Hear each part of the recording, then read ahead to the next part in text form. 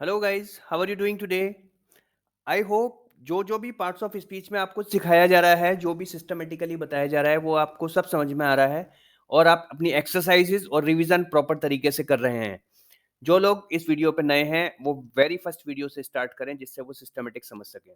आज हम कंजंक्शन की एक्सरसाइज करेंगे, तो आपसे रिक्वेस्ट है आप अपनी अपनी नोटबुक और पेन साथ में लेके बैठिए और अगर आपने नहीं लिया है तो पहले पॉज़ कर दीजिए वीडियो को, उसके बाद आप पहले लेके आइए, उसके बाद आप शुरू कीजिए, जिससे आप बिल्कुल सिस्टमैटिक तरीके से और तरीके से सीख सकेंगे। ठीक है? Let's start.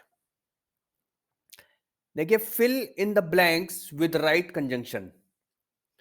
इसमें हमें हर सेंटेंस में जो भी आपके हिसाब से राइट कंजंक्शन आएगा, वो फिल करना है। मैं एक-एक सेंटेंस को पढ़ता हूँ, आपको नोट डाउन करना है सेंटेंस को और हैंड टू हैंड आपका आंसर भी लिखना है। Dash, he is sick, he practices regularly. Next, Mohan is dash intelligent dash hard working. Next, Kohli will play today dash he gets a chance. Next, he can't reach me dash he comes fast. Next, she must feed the child dash he sleeps. Next, Raman is dash a fool dash a stupid. Next, we fell asleep dash we were reading a book. Next, they are dash intelligent dash hard working. आप अपने अपने sentences लिख लीजिए जिसने नहीं लिखा है और अपने अपने आंसर्स आप फिल कर दीजिए। और देखिए, एक बात और मैं आपको बताना चाहूँगा आंसर की पे जाने से पहले, कि अगर आपको कभी भी ऐसा लगता है ना कि आप पहली वाली वीडियो इससे देखना भूल गए, तो आप डायरेक्ट इस वीडियो को मत देखिए। जब भी आपको लगता है ना कि हाँ, ये एक्सरसाइज़ वीडियो है, कंजंक्शन की एक्सरसाइज़ वीडियो है, आपने कंजंक्शन की मेन वीडियो तो देखी ही नहीं है।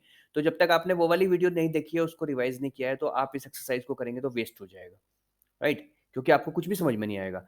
तो आपसे रिक्वेस्ट है, पहले उस मेन वीडियो को देखिए, इससे पीछे वाली को, उसको प्रॉपर्ली पूरा देखिए, समझ में नहीं आता है उसको दोबारा देखिए, समझिए उसको, उसके बाद ये एक्सरसाइज़ की वीडियो स्टार्ट कीजिए। आई होप आपने सारे सेंटेंसेस वन बाय वन लिख लिए हैं और आपके आंसर्स भी लिख लिए हैं। क्योंकि आप एक बार इस एक्सरसाइज़ को देखने के बाद अगर उस वीडियो पे जाएँगे, तो कोई मतलब नहीं रहेगा, फिर सिस्टम पूरा डिस्टर्ब हो जाएगा। आप भी समझते हैं इस चीज़ को। चलिए हम लोग आंसर की पे चलते हैं। देखिए, आंसर पहले वाले सेंटेंस का है, दो he is sick he practices regularly. अब मैं इसका हिंदी में मतलब बताऊंगा। देखिए, मैं हिंदी में मतलब केवल आंसर की में ही बताता हूँ सब सेंटेंसेस का, क्योंकि कारण क्या है कि अगर मैं क्वेश्चन वाले स्लाइड पे उसका हिंदी में भी मतलब बताऊंगा तो आपको आइडिया लग जाएगा कि इसमें क्या फिल करना चाहिए। वो मैं नहीं चाहता। मैं चाहता हूँ कि आप प्रॉपर तरीके से सीखें, बिल्कुल सब कुछ आपके समझ में आए। दो he is sick he practices regularly, इसका हिंदी में मतलब क्या हुआ? जबकि वह बीमार है, ही प्रैक्टिसेस रेगुलरली, पर वह रेगुलर प्रैक्टिस करता है। Right? Next, Mohan is neither intelligent nor hard working. Mohan ना तो इंटेलिजेंट है और ना ही हार्ड वर्किंग है। अब देखिए, इसमें एक मैं छोटी-सी बात आपको बताना चाहता हूँ। आप कन्फ्यूज़ भी हो सकते हैं इस सेंटेंस में कि हम इसमें ईदर और भी लगा सकते हैं क्या? देखिए, ईदर और किस लिए नहीं लगेगा मैं बताता हूँ। Mohan is either intelligent, Mohan या तो इंटेलिजेंट है अगर हम उसको ऐसे मान के चलते हैं ना, और हार्ड वर्किंग या हार्ड वर्किंग है। तो देखो, ये दोनों के दोनों सेंटेंस जो है ना कॉन्फ्लिक्ट कर रहे हैं, और अगर आप इसको नीदर और नॉर आप लगा के देखोगे, तो ये बिल्कुल फिट बैठ रहा है कि मोहन ना तो इंटेलिजेंट है और ना ही हार्ड वर्किंग है। आप समझ रहे हैं? आप दोनों सेंटेंसेस में दोनों के दोनों कंजंक्शन लगा के देखिए पेयर, तो आपको समझ में आएगा कि नहीं, किससे सेंस आपकी क्लियर बन रही है। फिर उसके अकॉर्डिंग आपको वो फिल करना है। आप चाहे कोई कॉम्पिटिटिव एग्जाम दे रहे हो, चाहे आप अपना एग्जाम दे रहे हो, चाहे कम्युनिकेशन में यूज कर रहे हो, इस तरह के सेंटेंसेस को हम लोग ऐसे यूज करेंगे।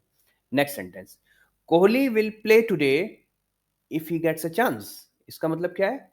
कोहली आज खेलेगा अगर उसको चांस मिलता है। ही गेट्स अ चांस, ठीक है ना, उसको चांस मिलता है। इसमें पहला वाला सेंटेंस फ्यूचर में है। Kohli sorry, Kohli will play today, Kohli आज खेलेगा, ये फ्यूचर इंडेफिनिट का टेंस है। और नेक्स्ट वाला सेंटेंस जो है वो है प्रेजेंट इंडेफिनिट का, ही गेट्स अ चांस। अभी आपको ट्रांसलेशन में ये वन बाय वन सब कुछ क्लियर हो जाएगा। Next sentence, he can't reach me unless he comes first. देखिए बिल्कुल परफेक्ट है। ही कांट रीच मी, वह मुझ तक नहीं पहुंच सकता या मेरे पास नहीं पहुंच सकता, अनलेस, जब तक कि नहीं, ही कम्स फर्स्ट, जब तक कि वो फास्ट ना आए। मतलब जब तक कि वो फास्ट तेजी से नहीं आए, वो मेरे पास तक नहीं पहुंच सकता।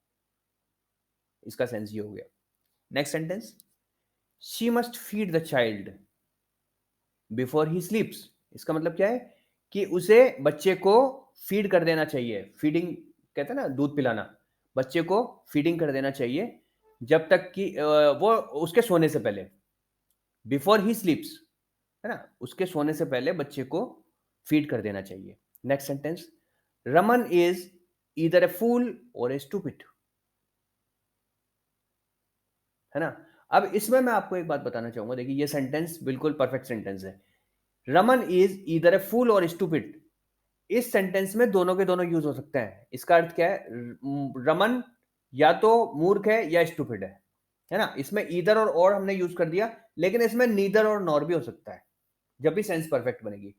नीदर और नॉर में क्या बनेगा? Raman is neither a fool nor a stupid, Raman ना तो मूर्ख है ना स्टूपिड है। तो इसमें दोनों के दोनों यूज हो सकते हैं। तो अगर आप इधर और भी लगा रहे हो और नीदर नॉर भी लगा रहे हो, दोनों यूज हो सकते हैं, जब तक कि आपको ऑप्शन नहीं दिया हो। अगर ऑप्शन केवल इधर और का ही दिया हुआ है तो आपको फिर इधर और ही लगाना है, और अगर ऑप्शन आपको नीदर नॉर का दिया हुआ है इस सेंटेंस के लिए, तो नीदर और नॉर ही लगाना है। ये डिपेंड करता है कि सेंटेंस क्वेश्चन आपसे किस तरीके से पूछा जाता है। Next, we fell asleep while we were reading a book। इसका मतलब क्या हुआ? इसका मतलब हुआ कि हम सो गए। We fell sleep, fell second second form आ रही है। हम सो गए वाइल, जबकि we were reading a book, हम एक किताब पढ़ रहे थे। या इसको ऐसे बोल सकते हैं, हम एक किताब पढ़ते पढ़ते सो गए। इसकी सेंस वो भी सेम है बिल्कुल। Next, they are not only intelligent but also hard working. वह ना केवल इंटेलिजेंट है बल्कि हार्ड वर्किंग भी है। क्लियर? अब आपको कंपैरिजन करना है, जैसा मैं हर प्रैक्टिस में बताता हूं कि आपने जो आंसर्स लिखे थे और जो ये राइट आंसर्स अभी की आंसर की में आप लोगों ने देखे हैं, इन दोनों में आपको कंपैरिजन करना है कि आपके कितने आंसर सही हैं और कितने आंसर गलत हैं। अगर 80% से कम का रिजल्ट आता है आपका, तो आपको इससे पहले वाली जो कंजक्शन की वीडियो है उसको पूरा प्रॉपर तरीके से देखिए, समझिए उसको, उसके बाद इस एक्सरसाइज पे आइए दोबारा। Next, put the right conjunction in gap. Gap में सही कंजंक्शन आपको फिल करना है। This is the village dash I lived in my childhood. Next, we are eating food dash the teacher arrived. Next, I can't go to office dash I am not well. Next, you should keep quiet dash you will be sent outside. Next, Suresh is clever dash proud. Next, she was very hungry dash she didn't eat anything. Next, they like me very much dash I am their only son. Next, I was very unhappy. Dash, I was so rich. Next, I can't believe you. Dash, you speak the truth. Next, Seema is dash tall dash Sonia. I hope आपने एक एक करके सारे sentences लिख लिए हैं और अब आप अपना ब्रेन स्टॉर्मिंग कीजिए इनमें क्या क्या कंजंक्शन फिल किए जा सकते हैं. अगर आपने नहीं लिखे हैं मैं थोड़ा सा टाइम आपको और देता हूँ. अब मैं आपको देखिए रैपिडली बता देता हूँ एक बार और. This is the village dash I lived in my childhood. We were eating food dash the teacher arrived. I can't go to office dash I'm not well. You should keep quiet dash you will be sent outside. Suresh is clever dash proud. She was very hungry dash she didn't eat anything. They like me very much dash I am their only son. I was very unhappy dash I was so rich. I can't believe you dash you speak the truth. Seema is dash tall dash Sonia. Right. अब देखिए हम लोग answer की पे चलते हैं. ये answers हैं. फर्स्ट सेंटेंस से मैं स्टार्ट करता हूं. This is the village where I lived in my childhood. इसका मतलब क्या हुआ? यह वो विलेज है, यह वो गांव है जहां मैं अपने बचपन में रहता था. लिव्ड आया, सेकेंड फॉर्म आया, तो ये पास्ट इंडेफिनिट का सेंटेंस है. दिस इज द विलेज, यह वह गांव है जहां मैं अपने बचपन में रहता था. इसमें देखिए दो सेंटेंसेस को जोड़ा गया है. दिस इज द विलेज ये प्रेजेंट सिंपल का है. अभी टेंस में जो ट्रांसलेशन आपको बताए जाएंगे उसमें बिल्कुल क्लियर हो जाएगा. दो सेंटेंसेस को क्लब कर दिया वेयर से. Next, we were eating food when the teacher arrived. इसका मतलब क्या होगा? हम खाना खा रहे थे जब टीचर आए. Next, I can't go to office because I am not well. मैं ऑफिस नहीं जा सकता क्योंकि मैं सही नहीं हूं, मतलब मेरी तबीयत सही नहीं है. Next, you should keep quiet otherwise you will be sent outside. You should keep quiet का मतलब है आपको चुप रहना चाहिए, अदरवाइज वरना you will be sent outside वरना आपको बाहर भेज दिया जाएगा. आपको चुप रहना चाहिए वरना आपको बाहर भेज दिया जाएगा. Next, Suresh is clever but proud. Suresh is clever, Suresh चतुर है बट लेकिन प्राउड घमंडी है. सुरेश चतुर तो है पर घमंडी है. Next, she was very hungry still she didn't eat anything. इसका मतलब क्या हुआ? शी वॉज वेरी हंग्री, वह बहुत भूखी थी. स्टिल फिर भी, शी डिडंट ईट एनीथिंग, उसने कुछ नहीं खाया. डिडंट आ गया, राइट. वह भूखी थी फिर भी उसने कुछ नहीं खाया. Next, they like me very much, वे मुझे बहुत पसंद करते हैं. सिंस क्योंकि I am their only son, मैं उनका अकेला बेटा हूं. तो ये अपने पेरेंट्स के बारे में बात कर रहा है. They like me very much since I am their only son. Next, I was very happy although I was so rich. Sorry, ये सेंटेंस मैंने गलत बोल दिया. I was very unhappy although I was so rich. इस sentence का मतलब क्या हुआ? आई वॉज वेरी अनहैप्पी, मैं बहुत खुश नहीं था, मैं बहुत दुखी था, है ना. although, जबकि आई वॉज सो रिच, जबकि मैं बहुत रईस था उसके बावजूद भी मैं बहुत खुश नहीं था, बहुत दुखी था. इसका मतलब ये हुआ. Next, I can't believe you until you speak the truth. इसका मतलब क्या हुआ? मैं तुम पर विश्वास नहीं कर सकता until you speak the truth, जब तक कि तुम सच नहीं बोलो. Next, Seema is as tall as Sonia. देखिए इसमें दो बार ऐसा है. सीमा उतनी ही लंबी है, सीमा की ऊंचाई उतनी ही है जितनी की सोनिया की. सीमा इतनी ही ऊँची है जितनी सोनिया। ओके? अब हम नेक्स्ट शीट पे चलते हैं। देखिए नेक्स्ट में fill in the blanks with right conjunction.